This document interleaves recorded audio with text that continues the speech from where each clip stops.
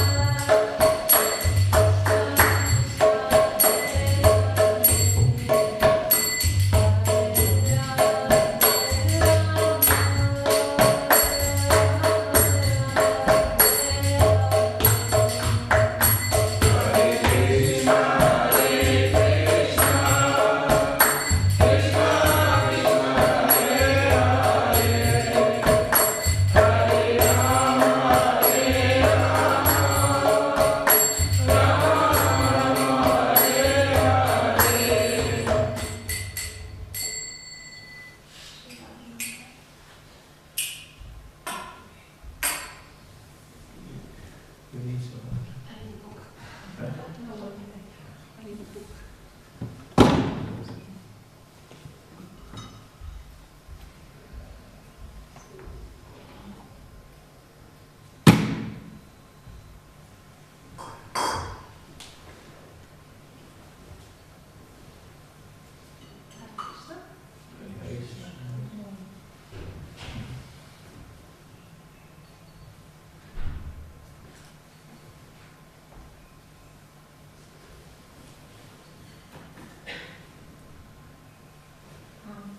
We are reading from Sri Chaitanya Charitamrita, and the chapter is called Sanatana Goswami Visits the Lord. Jaya Jaya Sri Chaitanya Jaya Nityananda Jaya Jaya Sri Chaitanya Jaya Nityananda Jaya Veda Chandra Jaya Gora Bhakta Vrinda Jaya Veda Chandra Jaya Gora Bhakta Vrinda Jaya Jaya Sri Chaitanya Jaya Nityananda Jaya Jaya Sri Chaitanya Jaya Nityananda Jaya Veda Chandra Jaya Gora Bhakta Vrinda Jaya Veda Chandra Jaya Gora Bhakta Vrinda Jaya Jaya Sri Chaitanya Jaya Nityananda Jaya Jaya Sri Chaitanya Jaya Nityananda Jaya Veda Chandra Jaya Gora Bhakta Vrinda Jaya Veda Chandra Jaya Gora Bhakta Vrinda. So we will have, we will be reading quite a few verses. Actually, we will now stop at the 127, but we will go further 144 as far as I remember. It's a passage where Srila Prabhupada has given many purports, so we will go to the one where there is a purport, and it finishes with a very, very nice point. How do we know that something is true according to our philosophy? How can we have it confirmed? Yes, we know that's it. Is in scripture? Yes. Something else? Scripture? Yes. So it has to be confirmed from three sources. It's Guru, Sadhu, and Shastra. So we have to see it in the scriptures. We have to see it in previous saints, that they behaved in such a way and they did these things which are described in Shastra. They followed the process or whatever. And then we have to also see it in the sadhus. Also in the sadhus of present day, who are following the same process and getting the same results. So there's always a three-step check. We cannot accept something just based on one of these. Guru can be maybe not in accordance with these other three. Sadhus may not be in accordance with the other two. So we can conclude that this is not the real sadhu, this is not the real guru, or this is not the real shastra, if these three are not combined together. So this passage here is very important because it gives very nice account of exchanges between Lord Chaitanya and Sanatana Goswami.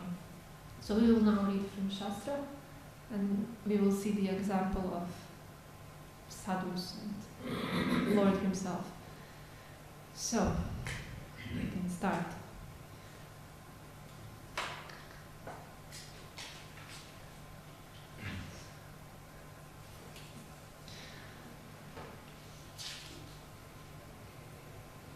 In this way, so I will just read the first Sanskrit, then we will continue on without. Eimata dvijana nana katarange Krishna kata asvadaya rahi ekasange. In this way, the two of them passed their time discussing subjects concerning Krishna. Thus they enjoyed life together. The two of them, it's Haridas Thakur and Sanatana Goswami. But Sanatana Goswami came to Jagannath Puri to visit Lord Chaitanya. He was staying with Haridas Thakur. So this is now, if you remember from the previous lectures, there was this meeting between Sanatana Goswami and Chaitanya Mahaprabhu. Haridas Thakur, then Sanatana Goswami wanted to commit the suicide. So, and then Lord Chaitanya said, no, we cannot do it, and now we continue on. So during the time of Ratha Yatra, all the devotees arrived from Bengal to visit the Kar festival, as they had done previously. we can relate to this. Some of you probably went to Jagannath Puri for the Rath Yatra festival. During the Rath Yatra festival, Sri Chaitanya Mahaprabhu again danced before the car of Jagannath. When Sanatana Goswami saw this, his mind was astonished. The Lord's devotees from Bengal stayed at Jagannath Puri during the 4 months of the rainy season, and Lord Sri Chaitanya Mahaprabhu introduced Sanatana Goswami to them all. Sri Chaitanya Mahaprabhu introduced Sanatana Goswami to these and other selected devotees: Advaita Acharya, Nityananda Prabhu, Srivas Thakur, Vakreshwara Pandita, Vasudev Datta, Murari Gupta, Raghava Pandita, Damodar Pandita, Paramananda Puri, Brahmananda Bharati, Swarupa Damodara, Gadadhara Pandita, Sarvabhauma Bhattacharya, Ramananda Raya, Jagadananda Pandita, Shankara Pandita, Kashishvara, and Govinda. Just a side point, when we get to such verses where there are a lot of names, we tend to skip. Sometimes, maybe. I remember always from one book of Bhaktivikash Maharaj, Rasikananda, story of Rasikananda. There is at the beginning of like few pages of names of devotees. And he says somewhere, I don't really remember, I think in the introduction or something, Maharaj says like, we tend to skip. But we shouldn't be actually skipping, we should be reading. These are all auspicious names of all saintly devotees. So when we get to such passages, just read on. It's very nice to hear their names. The Lord asked Sanatana Goswami to offer obeisances to all the devotees in a way that befitted each one. Thus he introduced Sanatana Goswami to them all just to make him an object of their mercy. Sanatana Goswami was dear to everyone because of his exalted qualities and learning. Suitably, therefore, they bestowed upon him mercy, friendship, and honor. When all the other devotees returned to Bengal after the Rath Yatra festival, Sanatana Goswami stayed under the care of the lotus feet of Sri Chaitanya Mahaprabhu. What is the relationship between Sanatana Goswami and Chaitanya Mahaprabhu? Who is who to whom? Do you remember? How did they meet? Sri Chaitanya Mahaprabhu wanted to Sanatana Goswami to be as instrument. Yes. But correct? He wanted Sanatana Goswami to be the instrument, yes? In the official terms. Yes, to learn Shastra, yes. Very short time. Yes. But what was the relationship? Like, we are friends, we are disciple and guru. Yes, so Chaitanya Mahaprabhu was a guru actually of Sanatana Goswami. So we will now be hearing about the example of guru-disciple relationship. Very, very nice pastime which depicts that. So he stayed, as we heard now, Sanatana Goswami stayed under the care of the lotus feet of Sri Chaitanya Mahaprabhu. Sanatana Goswami observed the Dola Yatra ceremony with Lord Sri Chaitanya Mahaprabhu. In this way, his pleasure increased in the company of the Lord. Sanatana Goswami had come to see Sri Chaitanya Mahaprabhu at Jagannath Puri during the month of April-May, and during the month of May-June, Sri Chaitanya Mahaprabhu tested him. Here it comes. In that month of May-June, Sri Chaitanya Mahaprabhu came to the garden of Yameshwara, Lord Shiva, and accepted prasadam there at the request of the devotees. Does this sound familiar, that Guru is testing you? A little bit? At noon, when it was time for lunch, the Lord called for Sanatana Goswami, whose happiness increased because of the call. At noon, the sand on the beach was as hot as fire, but Sanatana Goswami came by that path. Overwhelmed by joy at being called by the Lord, Sanatana Goswami did not feel that his feet were burning in the hot sand. Although the soles of his feet were blistered because of the heat, he nevertheless went to Sri Chaitanya Mahaprabhu. There he found that the Lord, having taken his lunch, was resting. Govinda gave Sanatana Goswami the plate with the remnants of Lord Chaitanya's food. After taking the prasadam, Sanatana Goswami approached Lord Sri Chaitanya Mahaprabhu. When the Lord inquired, "By which path have you come?" Sanatana Goswami replied, "I have come on the path along the beach." Some of you were in Jagannath Puri. I wasn't there, I don't know how it looks, but you know there are two ways you know, so you've been there. So there are two ways to enter into the Jagannath temple. One is normal way, where is the road, obviously, and there the pujaris, they walk there. But there is also another path over the beach, and this is where Sanatana Goswami was going. And it was noon time. That means sun is in zenith, and it's the highest and the strongest, and the sun was boiling, and he was walking there, and his feet got burned. But it says here he didn't actually feel it. Sri Chaitanya Mahaprabhu said, "How did you come along the beach where the sand is so hot? Why didn't you come by the path in front of the Simhadvara gate? It is very cool," because probably there was some shade, so it wasn't. You were probably somewhere south during the summer season, how hot it can become. Prabhupada says here, Simhadvara refers to the main gate on the eastern side of the Jagannath temple. "The hot sand must have blistered your souls. Now you cannot walk. How did you tolerate it?" Sanatana Goswami replied, "I did not feel much pain, nor did I know that there were blisters because of the heat. I have no right to pass by the Simhadvara, for the servants of Jagannath are always coming and going there. The servants are always coming and going without interval. If I touch them, I shall be ruined." So Prabhupada explains here, and it is very clearly indicated that priests performing deity worship should be careful to keep themselves completely pure and not be touched by outsiders. Sanatana Goswami and Haridas Thakur, thinking themselves mlechas and yavanas because of their past association with Muslims, did not enter the temple or even travel on the path in front of the temple gate. It is customary for the priests of temples in India not even to touch outsiders or enter the deity room after having been touched. This is a very important item in temple worship. Srila Prabhupada explains why actually Sanatana Goswami did this. In his mind, he really felt very humble, and he's what he is. He was associating very closely with the Muslim government. He was previously the minister there, so by the Hindu system, he was considered to be an outcast. Though he was really exalted Vaishnava, he still felt he's not really, what's the word? Qualified. Sorry?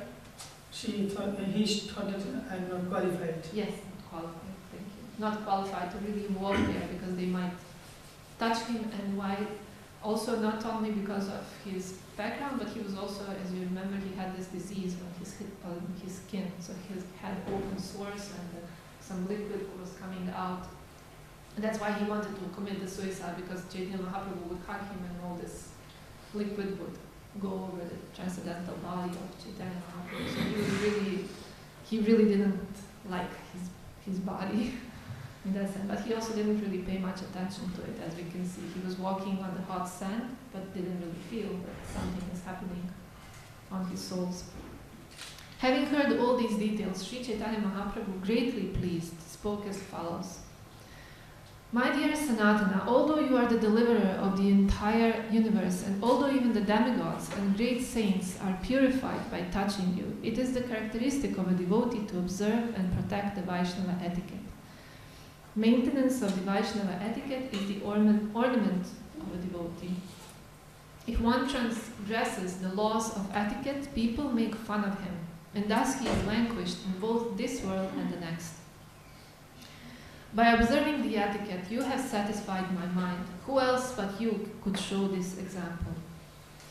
After saying this, Sri Chaitanya Mahaprabhu embraced Sanatana Goswami, and the moisture oozing from the itching sores on Sanatana's body smeared the body of the Lord. Again, Sanatana Goswami was telling Lord, "Don't hug me, please.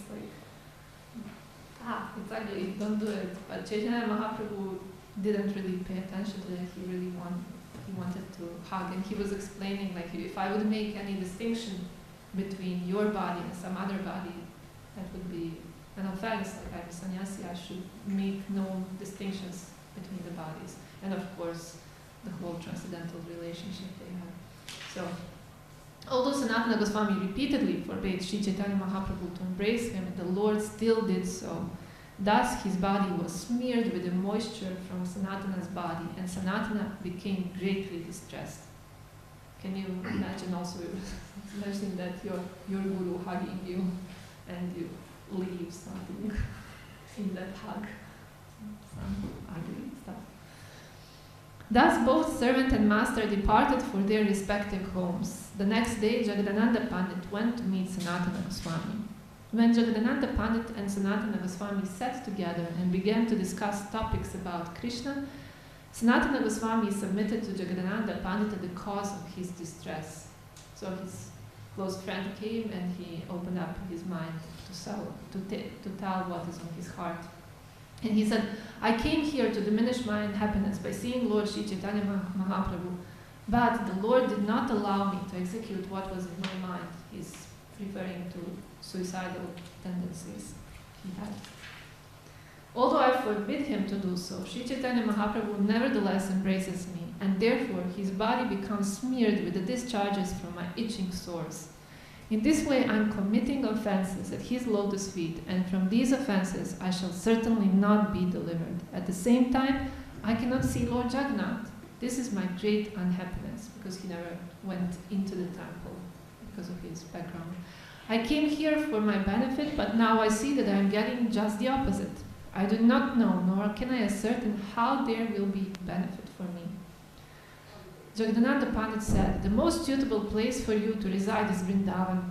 After seeing the Ratha Yatra festival, you can return there. The Lord has already ordered you, both of you brothers, to situate yourselves in Vrindavan. There you will achieve all happiness. Your purpose in coming has been fulfilled, for you have seen the lotus feet of the Lord. Therefore, after seeing Lord Jagannath on the Ratha Yatra car, you can leave. Sanatana Goswami replied, you have given me very good advice. He couldn't wait, he just got good advice that he just leaves and no more suffering by hugs. I shall certainly go there, for that is the place the Lord has given me for my residence. So this is the verse where we will stop and read the purport of Srila Prabhupada on this, these points which we just read. So Prabhupada says, the words Prabhu Data Desha are very significant. This is what Sanatana Goswami said. Sri Chaitanya Mahaprabhu's devotional cult teaches one not to sit down in one place, but to spread the devotional cult all over the world. The Lord dispatched Sanatana Goswami and Rupa Goswami to Vrindavan to excavate and renovate the holy places, and from there establish the cult of Bhakti. Therefore, Vrindavana was given to Sanatana Goswami and Rupa Goswami as their place of residence.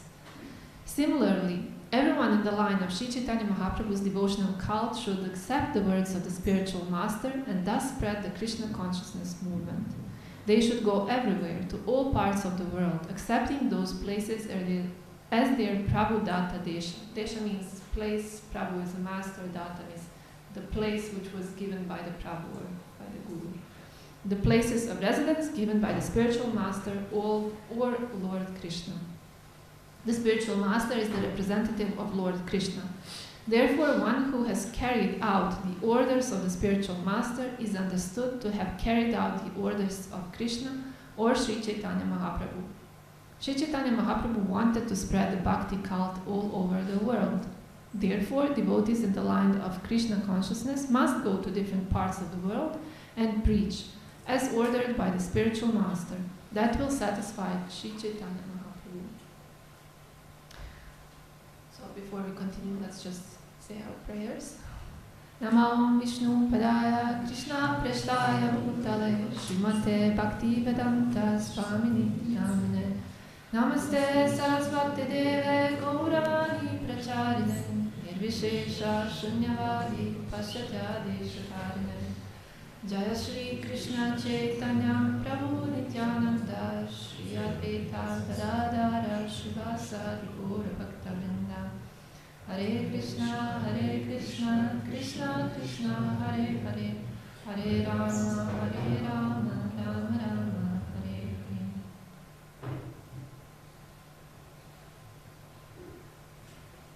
So, what is the essence of this purport by Srila Prabhupada. Here. He speaks about two things. One is very essential, the other one is very practical and concrete. So first one is about following the order of the spiritual master. He says here, the spiritual master is the representative of Lord Krishna. Therefore, one who has carried out the orders of the spiritual master is understood to have carried out the orders of Krishna or Sri Chaitanya Mahaprabhu. So that is one of the essential points in our Krishna consciousness process, so to say. And the other one, which Srila Prabhupada mentions, is the one which is very specific to Srila Prabhupada and to our disciplic succession, which we mentioned yesterday with Bhaktisiddhanta Saraswati Thakur, how actually it comes from our parampara, this mission of distributing the Krishna consciousness and preaching it all over the world. So Bhaktisiddhanta Saraswati Thakur really wanted it to happen, Bhaktivinoda Thakur of course, Bhaktisiddhanta Saraswati Thakur, and then with Srila Prabhupada it really came into being that Krishna consciousness became really spread. And now we are sitting today here. We didn't have to go to India to meet sadhus there, but sadhus came to us, and we came in contact with this wonderful process. And how it was possible? It was really by the purity and by the determination and enthusiasm in following spiritual master's order. Srila Prabhupada did that. He really wanted to do it. As we know, and during his first meeting with his spiritual master, he got, even before he was disciple, he got the instruction, you are intelligent young man, you know English, go to countries, Western countries, and preach. And Srila Prabhupada had this instruction in his heart for many, many years. Does somebody know when was that meeting? 1922.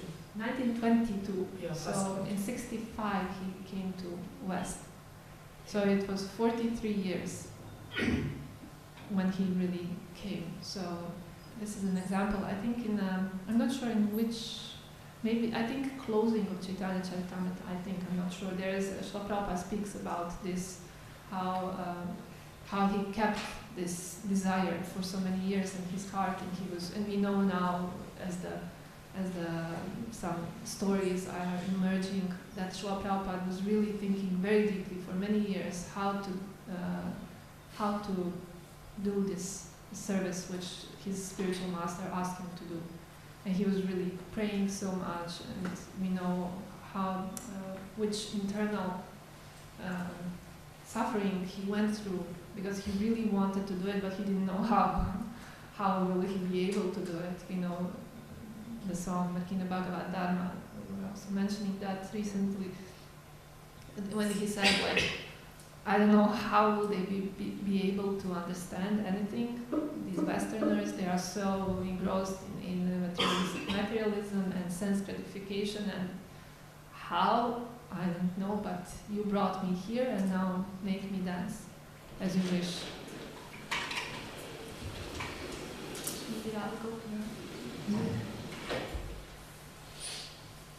And somehow it worked. Though we are what we are in the West, majority of us were not born in the culture which is supportive for the spiritual advancement. Somehow, by Srila Prabhupada's mercy and the mercy of devotees who were assisting him in his mission, we somehow are here, and we can fill the temple room and worship the deities and do all these wonderful things. So we are speaking here about very essential principle, following the orders of spiritual master. Srila Rupa Goswami in the Bhakti Rasamrita Sindhu, he actually speaks about 64 angas of bhakti, the processes which bring about development of bhakti. But he says there are 5 essential ones, do you know which are the 5 essential angas of bhakti, which are the most powerful? Sadhu-sanga, Yes, associating with devotees, worshipping the deities. So let's translate. Yes, so it's associating with devotees, chanting the holy name, residing in Mathura, worshipping the deities, and 5th one was reading Srimad Bhagavatam. So these 5 are essential and most powerful. But there are 3 which are kind of prerequisite for anything to work.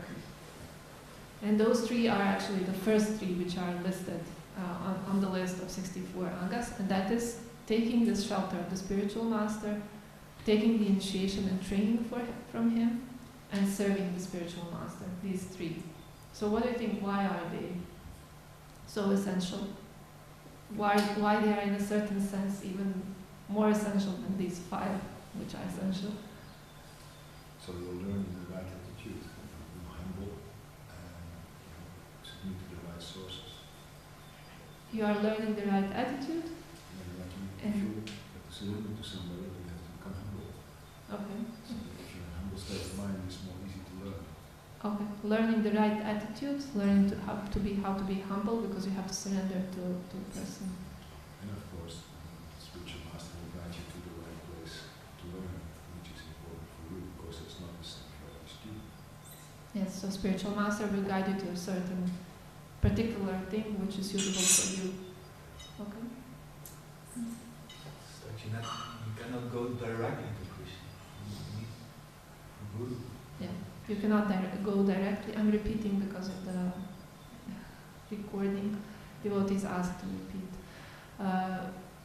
You cannot go directly to Krishna, but you need somebody to get you to Krishna. So yes, actually, without a guru, without his mercy, his instructions, we cannot really understand and practice any of the following 61 angas of bhakti. So it's really, really essential to get this shelter, to get these instructions, and to get the mercy from parampara through the guru. And it is explained that the guru is the external manifestation of Paramatma, and Paramatma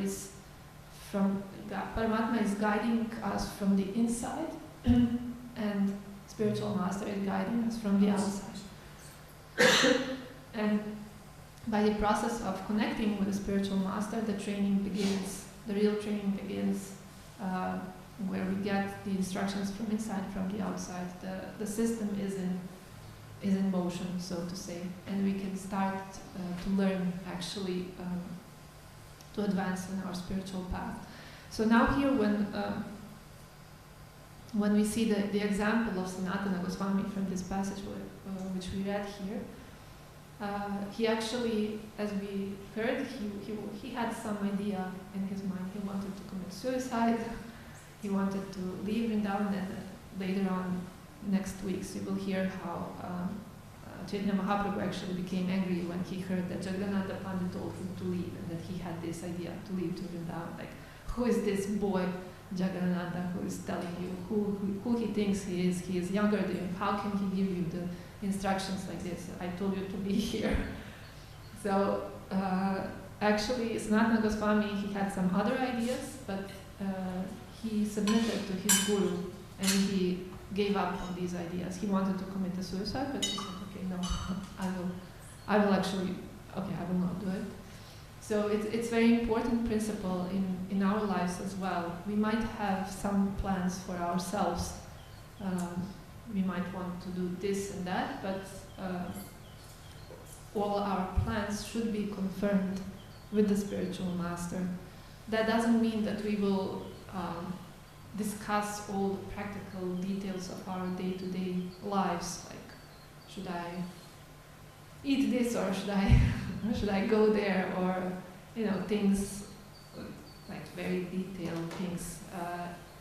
We should be able to after some time that we get some nourishment from the spiritual master, some mercy, some initial instructions, we should become at some point responsible disciples who can go themselves and nourish their bhakti. But still, the relationship with the spiritual master should go on a level where there is a space for the Krishna conscious topics, so to say. It's a space where we should feel free and invited and comfortable to share and open our minds completely. And after, of course, we have to do our homework and ponder on our obstacles or spiritual aspirations, something which is very closely connected with our Krishna conscious advancement in Krishna consciousness. We should be able to discuss that with our spiritual master and get confirmation that our course of action is the right one. It's important also to mention that doesn't necessarily mean that we will be able to have direct association of our spiritual master. We know from the example of Srila Prabhupada and his disciples, there were many who never saw him personally in their lifetime. And if we see, like, Srila Prabhupada was there from 65 to 77, so it's like 12 short years, and some of them even came much later. So it was also a very short time that Srila Prabhupada was present there, and they are still continuing their discipleship very successfully, some of them. And how is it possible? Because the connection with the spiritual master is not really dependent on physicality, on physical presence and physical connection. If it's there, it's very nice. We should be there. We should serve our spiritual master and try to hear from him and whatever is possible. But that's not the essence. The essence is, as it's always said, it's Vani, the instructions of the spiritual master. And this relationship works beyond the space and time. It's not really that it ends with spiritual master leaving the planet or spiritual master leaving for another country or somewhere else. This relationship is something which happens very internally. And this is something which is available for us nowadays. It's it's a universal principle which was left by Krishna himself, by acharyas, which is there to help us. Like, I always think, Krishna left us the process which works. If he would have left the process which doesn't work, it would be really crazy. Like, I want you to come to me and I give you the process which doesn't work. It doesn't make sense, really. The process which was left, it has to work, and we have to have the faith that it can work in our case. So that would be kind of prerequisite for the successful relationship with the spiritual master, even when we are choosing spiritual master, but also when we already are initiated.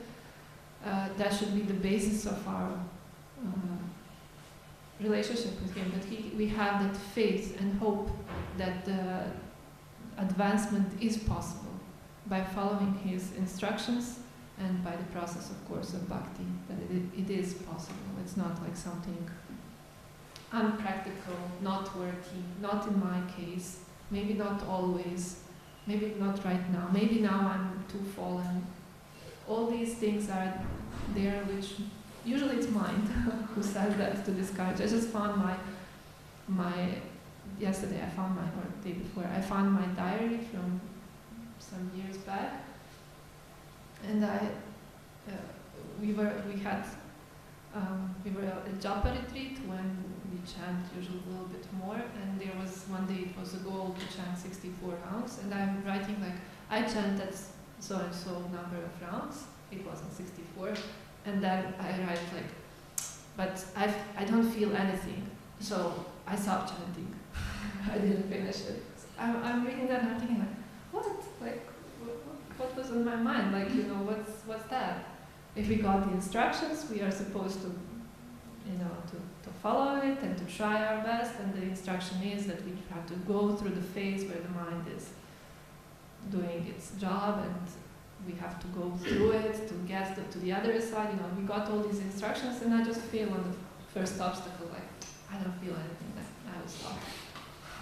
It was really very interesting to see how my mind works.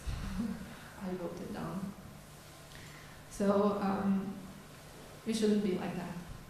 We should somehow, when our minds give us different reasons why we shouldn't be doing this and this, or why should we give up or something like that, we should still have our intelligence trained by spiritual knowledge, by the instructions of our spiritual master, and try to go through it, to break through to the other side. There were some songs, I think, with these lines. Otherwise, we will stay below the clouds of the mind, and the clear sky which is above will stay above, and it will stay somewhere down. I remember also when I was just accepted as a disciple of my spiritual master, and I was very, very green, even more green than now, and I had kind of somewhere in the background the doubt, is there really God? Like, okay, I hear all this, but is he really there? And it was so amazing, like, my spiritual master, he said, like, if you have any doubts, for example, is there a God or not? You have to take that doubt. But he gave me a really wonderful principle, which I try to apply still. Like, after so many years, it's still very applicable. If you have any doubt, which is there, you just go straight into that doubt and try to analyze it as much as possible, and come to a conclusion.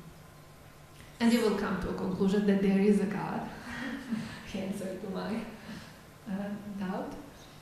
And then the next time, when your mind starts to, to again try to get you into its net, you can just say, my dear mind, we already went through this talk.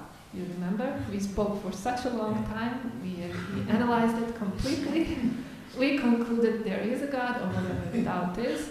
No need anymore to go through the same ordeal. So we can use this technique for ourselves in whatever aspect of our lives. If we have any doubt or any situation which is hard to somehow to deal with it, we have to try to somehow arm ourselves with a spiritual intelligence, with the instructions of our spiritual master, instructions from the Shastra, from the Sadhu, and then stick to it. And not lose faith, not lose hope that the change and transformation is possible. And the second thing which we can also learn from Sanatana Goswami's example is we should follow his example, but not imitate. I think if we would try to walk on the hot sand to the temple, or maybe when it's very hot here in Radhadesh, I don't know when it's very hot, but maybe in May we get some 23 degrees. It was last summer, it was a little bit even warmer. I think it was 30 at some point. So imagine it is around 30 and we have all these dark little pebbles, which are quite also not very, what's the word? They have peaks, they are cutting a little bit. Sure, and then it's smooth, there's pointy. Yeah, pointy, they are not smooth. And they are very hot, and we go with our soul like bare feet. I think it wouldn't be a very nice experience.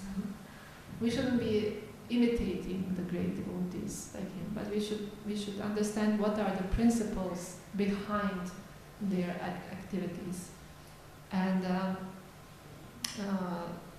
in this case, it would be dedication to spiritual master's instructions, and instructions which Chaitanya Mahaprabhu gave to Sanatana Goswami.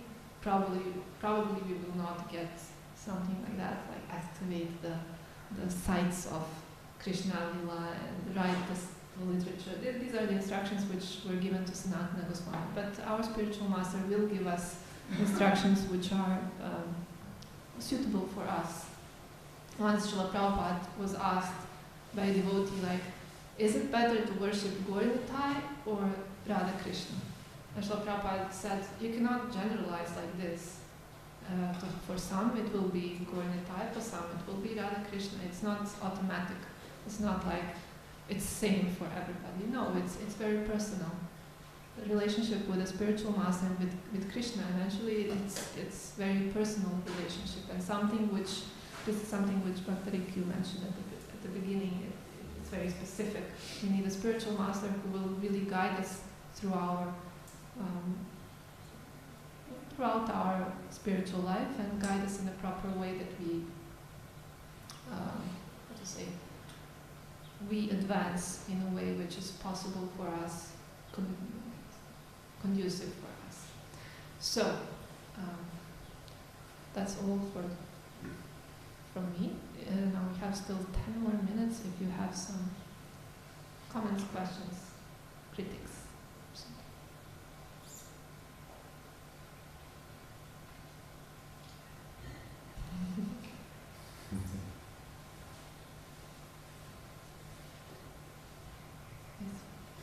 You know, in the Varna ashram system,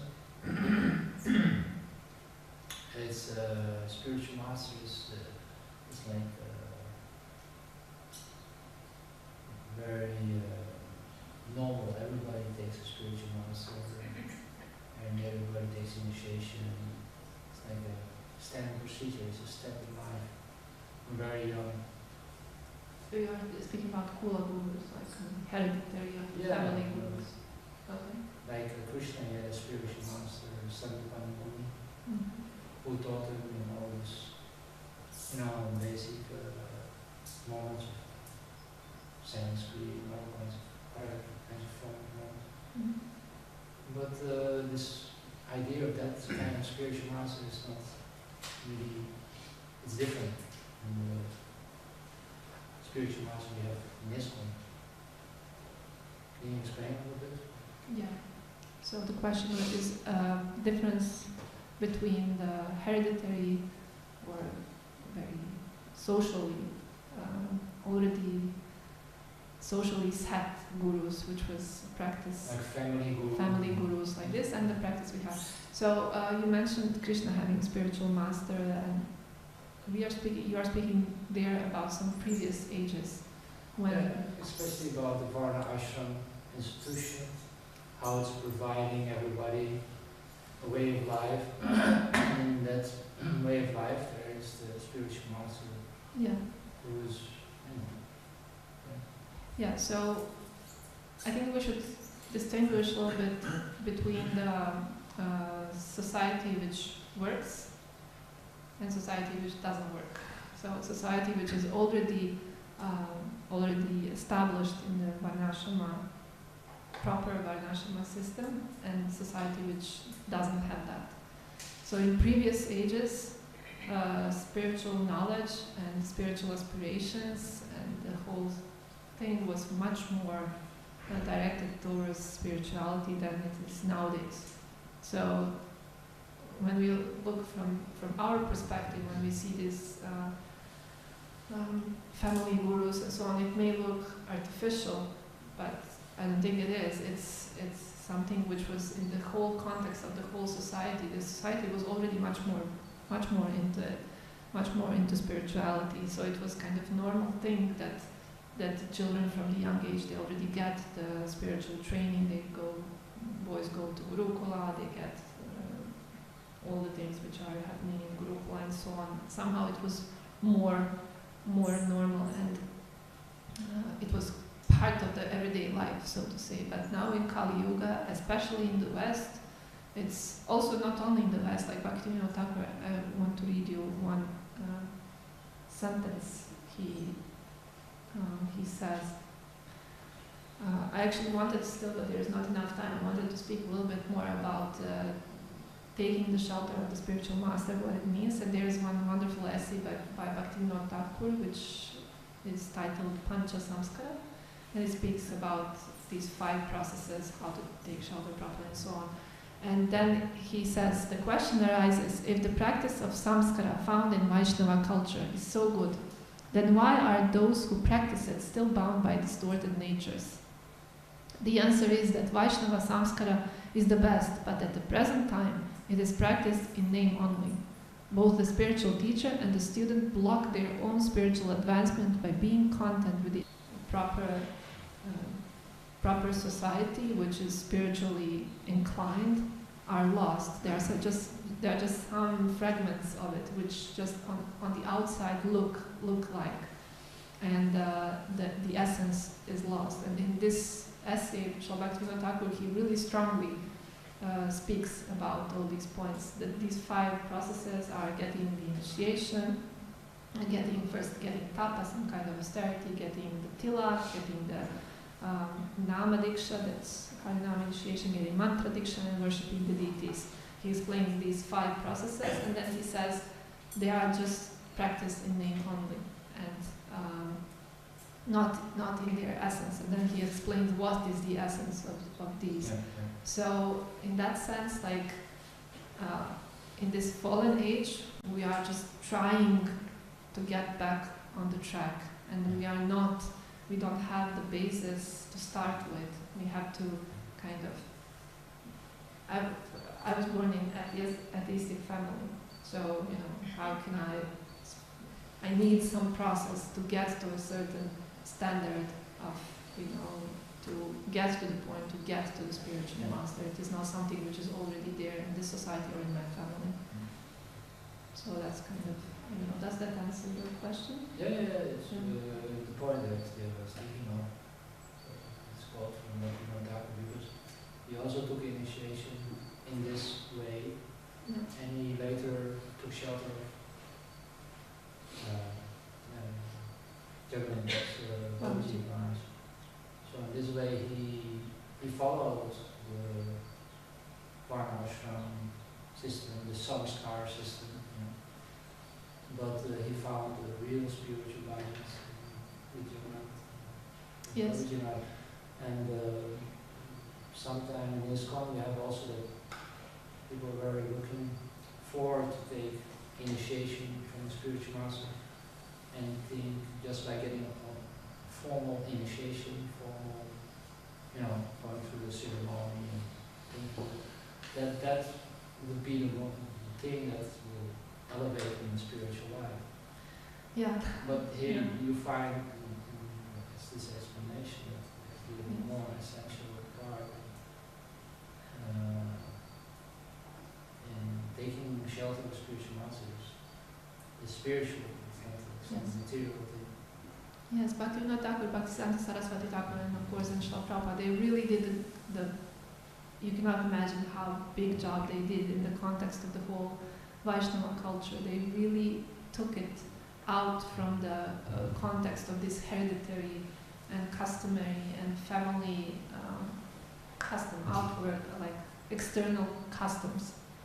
Externally you get the guru, get everything and so on, but they were really strongly criticizing this kind of practice. And the first thing, tapa, is very, very interesting. Like tapa is translated as austerity, so it's like a voluntary austerity, not indulge in sense gratification. But there is also, like for us, that means 4 regulative principles and certain austerity, which is prescribed. But Bhaktivinoda Thakur explains like what is the also inner meaning of all these 5. For tapa, he says there should be atonement, repentance for the previous activities which were not in line with Vaishnava behavior and so on. So it's really like much deeper aspect of the practice. Externally it can look, it's something, it's external. Externally we put tilak, for example, that's Urva Pudra, that's the second part of Pancha Samskara, but he explains what's the inner meaning. Inner meaning is to accept really the activities which lead you to Krishna. So it's not just taking the tilak or just taking the name and just get the name and now it's fine. No, the inner meaning of taking the name is also taking the holy name. So there's always a deeper meaning into it, like a real meaning. What does it really mean to take a spiritual master? And he explains that this is something which is now kind of law in ISKCON, but it comes from our sampradaya. Like there should be a period of 1 year where you examine your spiritual master, and the spiritual master also examines you, and you should really have this faith, what we mentioned, and hope that the change is possible, that this person can really lead me, that this person is really qualified, that this person is really in line with Shastra and with sadhus, and it has to be real, as we are pointing it out. It has to be the real practice. External things, we need external things, like mind needs some construction where it can experience the reality on the outside. There has to be something. It's not just whatever. It has to be some construction.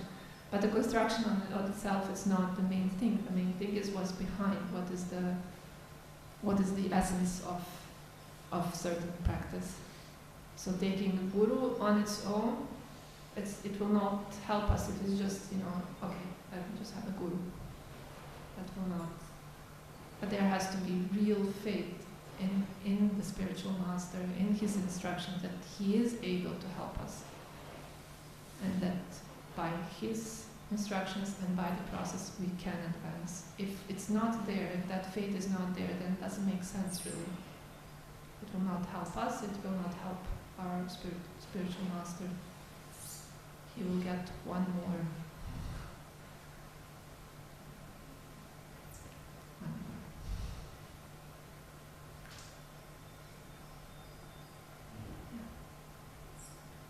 Thank you. I didn't get to speak about this. I gave me the yeah. Somebody else? Okay. Shri Chaitanya Charitamrita ki jai, Srila Prabhupada ki jai.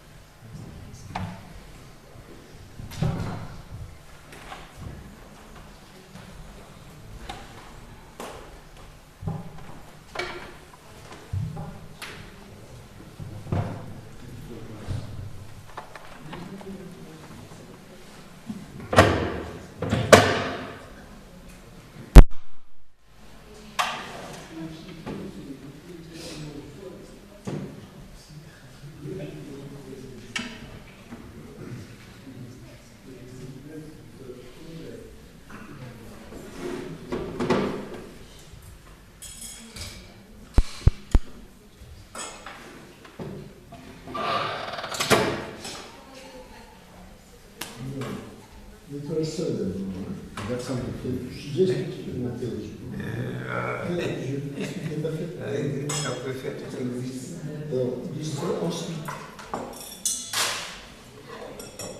Ensuite, avec le.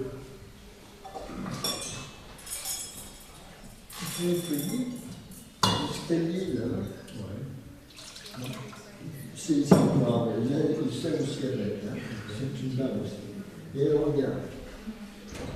Maintenant, avec ça, hein, il passe.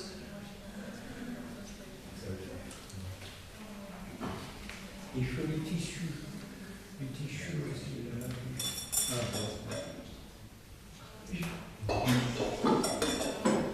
Ici, là, ça, tu ne touches pas à ça. Donc là, et aussi une dernière. Hein, comme ça. Ok. Là.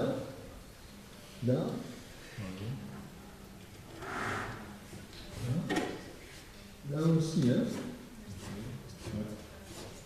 Là. Et là. Et Voilà, regarde, c'est pas propre, là, il y a des choses là-bas. Ah oui, t'es là. C'est dommage.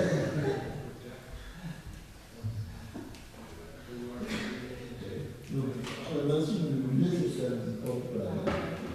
Donc, je commence par ça. Ça va être mouillé, ça va être mouillé. Hein. Ouais. Ensuite, ça, comme ça. Non, le premier, c'est pour le sol. On ne fait pas le blanche. Je le fais le vendredi et le mardi. Donc, ça, ça, ça, ça. Et il faut enlever, tu vois, il faut pas prendre ça. Il faut enlever ça, il faut enlever tout ça.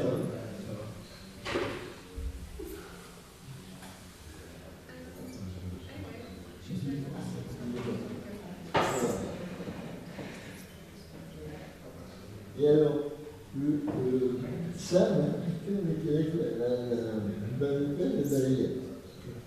Pas avec ça. Ça, c'est uniquement pour te montrer. Hein. C'est ça, l'eau et l'escalier, ça se fait comme ça, avec le balayette, le balayette. Avec ça. Hein.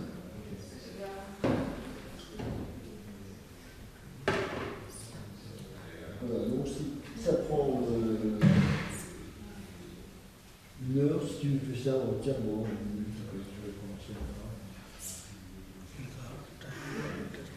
Non, on commence par le sol. On commence par le sol. D'aller.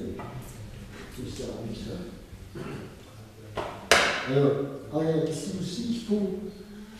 Moi, je commence comme ça. Je fais le grand carré, là, le grand rectangle, comme ça. Hein. Quand j'ai fini, je fais comme ça, là, là, là, là, et ensuite, j'enlève ça, l'échelle, dans toute l'échelle.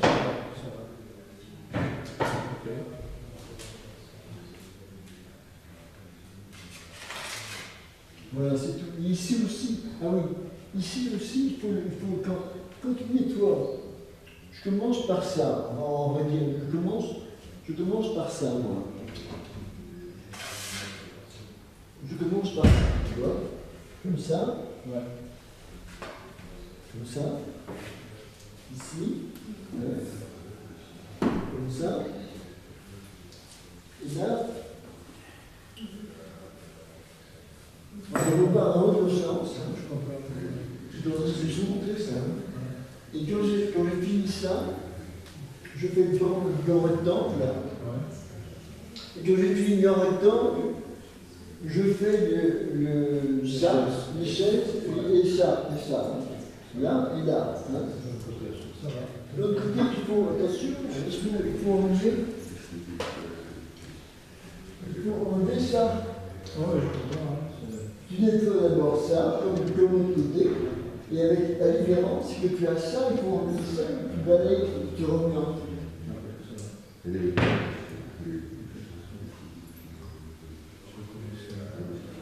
Et maintenant, on est jeunes maintenant.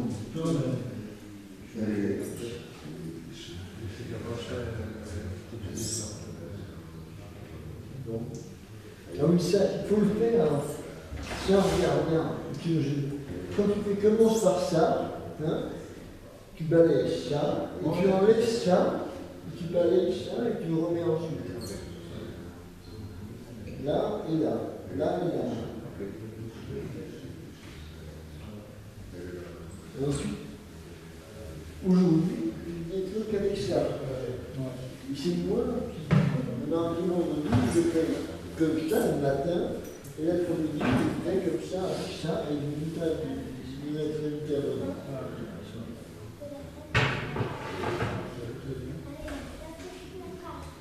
C'est clair, hein? Des questions à poser, monsieur?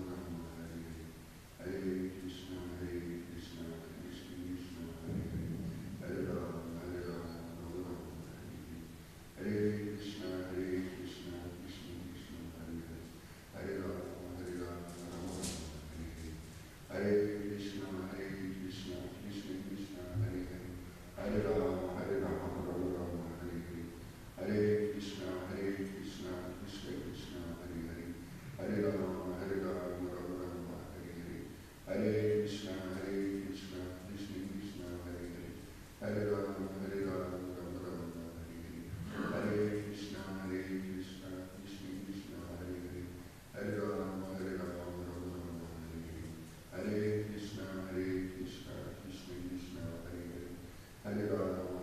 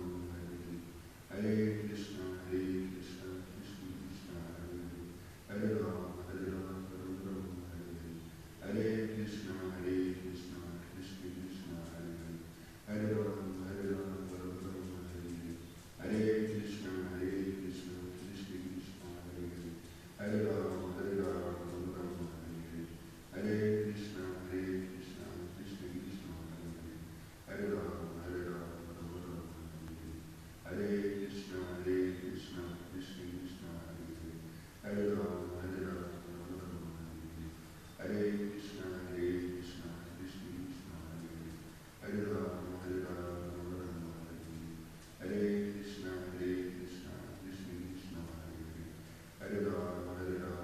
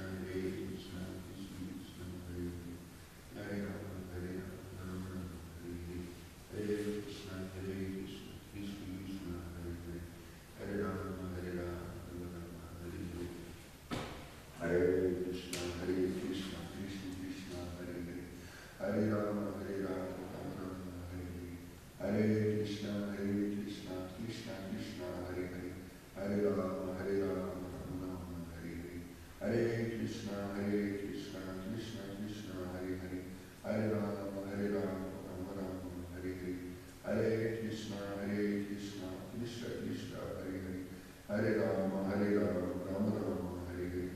Hare Krishna, Krishna Krishna, Hare Hare. Hare Rama, Rama Rama, Hare Hare. Hare Krishna, Krishna Krishna, Hare Hare. Hare Rama, Rama Rama, Hare Hare. Hare Krishna, Krishna Krishna, Hare Hare. Hare Rama, Rama Rama, Hare Hare.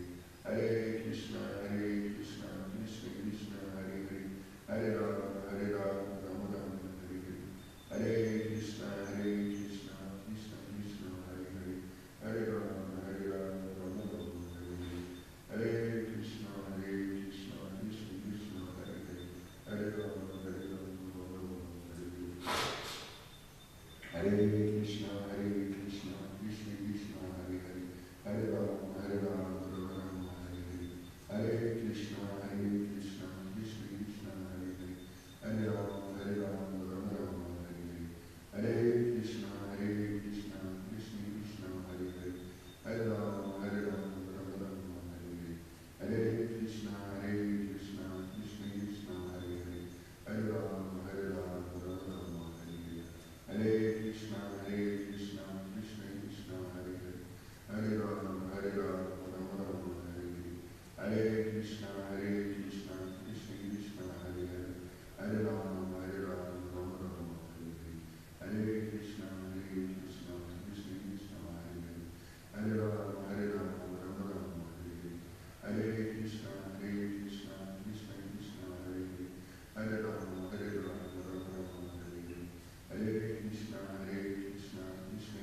Hare Hare. Hare Rama, Rama Rama, Hare Hare. Hare Krishna, Krishna Krishna, Hare Hare. Hare Rama, Rama Rama, Hare Hare. Hare Krishna, Krishna Krishna, Hare Hare. Hare Rama, Rama Rama, Hare Hare. Hare Krishna, Krishna Krishna, Hare Hare. Hare Rama, Rama Rama, Hare Hare. Hare Krishna, Krishna Krishna, Hare Hare. Hare Rama, Rama Rama, Hare Hare. Hare Krishna, Krishna Krishna, Hare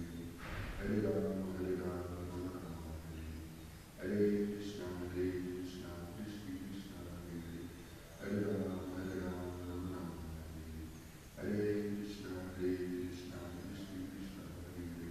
Hare Rama, Rama Rama, Hare Hare. Hare Krishna, Krishna Krishna, Hare Hare. Hare Rama,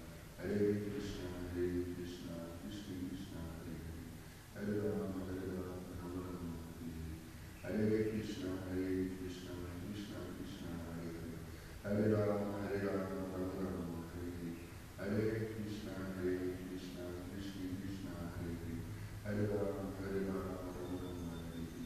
Hare Krishna, Krishna Krishna, Hare Hare. Hare Rama, Rama Rama, Hare Hare.